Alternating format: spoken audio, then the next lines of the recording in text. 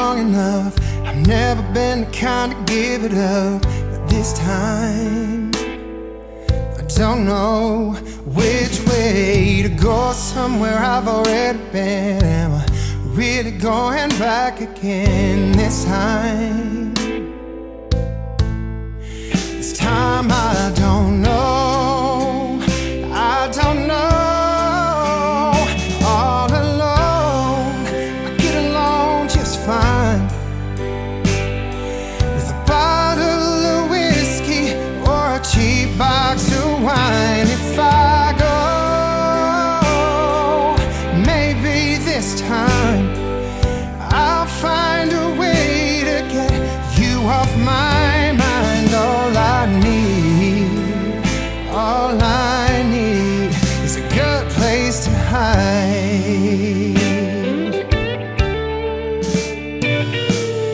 Going over all the things you said. Should I let you go? I'll let you in this time. I don't know which way to go. Round and round and round again. Are we something that just needs to end this time? This time I don't know.